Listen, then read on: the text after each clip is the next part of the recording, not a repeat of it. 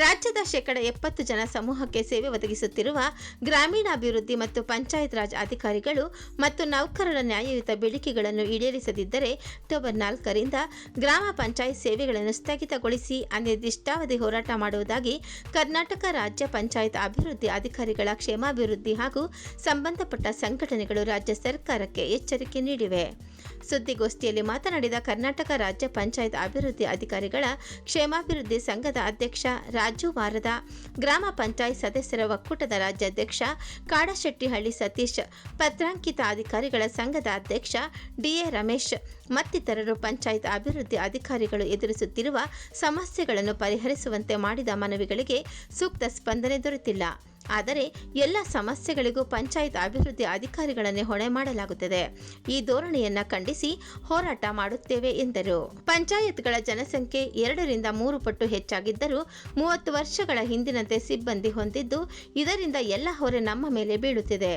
ದಿನದಿಂದ ದಿನಕ್ಕೆ ಕೆಲಸದ ಒತ್ತಡ ತೀವ್ರಗೊಳ್ಳುತ್ತಿದೆ.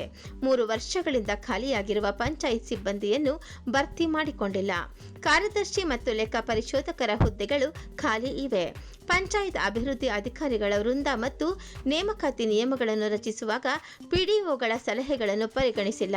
ಅವೈಜ್ಞಾನಿಕ ನಿಯಮಗಳನ್ನು ಅಳವಡಿಸಲಾಗಿದೆ. ಕುಂದುಕೊರತೆ ಪ್ರಾಧಿಕಾರವನ್ನು ನೆಪ ಮಾತ್ರಕ್ಕೆ ರಚಿಸಿ ಕೈಬಿಡಲಾಗಿದೆ.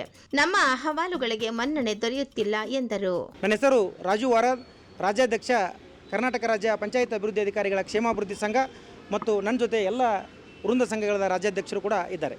ಗ್ರಾಮೀಣಾಭಿವೃದ್ಧಿ ಮತ್ತು ಪಂಚಾಯತ್ ರಾಜ್ ಇಲಾಖೆಯ ಎಲ್ಲ ವೃಂದ ಸಂಘಗಳು ಹಾಗೂ ಗ್ರಾಮ ಪಂಚಾಯತಿ ಸದಸ್ಯರ ಒಕ್ಕೂಟದ ಒಂದು ನೇತೃತ್ವದಲ್ಲಿ ಇಂದು ಒಂದು RDPR ಕುಟುಂಬದ ಸಭೆಯನ್ನು ಮಾಡಿ ಈಗಾಗಲೇ ಎಲ್ಲ ವೃಂದ ಸಂಘಗಳಿಂದ ಕೊಟ್ಟಿರತಕ್ಕಂಥ ಬೇಡಿಕೆಗಳಿಗೆ ಇಲಾಖೆ ಸಕಾರಾತ್ಮಕವಾಗಿ ಸ್ಪಂದಿಸದೇ ಇರುವುದರಿಂದ ಇವತ್ತಿನ ದಿನ ನಾವೆಲ್ಲರೂ ಕೂಡಿ ಒಂದು ತೀರ್ಮಾನವನ್ನು ಮಾಡಿದ್ದೀವಿ.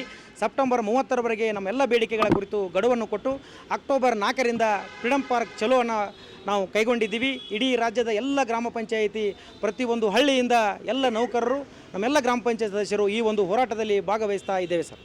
ರಾಮಕೃಷ್ಣ ಅಂತೇಳಿ ವಾಟರ್ಮ್ಯಾನ್ ಸಂಘದ ರಾಜ್ಯಾಧ್ಯಕ್ಷರು.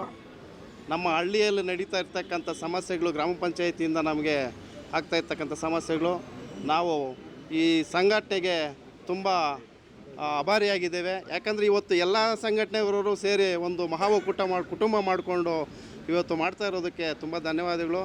ಹಾಗೆಯೇ ನಾವು ಪ್ರತಿ ಹಳ್ಳಿಯಲ್ಲೂ ನೀರು ನಿಲ್ಲಿಸೋದಂತೂ ಖಂಡಿತ ನೀರು ನಿಲ್ಲಿಸುತ್ತೇವೆ. ಯಾಕಂದರೆ ಎಲ್ಲ ನೌಕರರಿಗೂ ಕಷ್ಟ ಇದೆ. ನೀರು ನಿಲ್ಲಿಸಿ ಈ ಹೋರಾಟಕ್ಕೆ ನಾವು ಬೆಂಬಲವನ್ನು ಸೂಚಿಸುತ್ತೇವೆ ಪಂಚನೌಕರರ ಸಮಿತಿಯಿಂದ.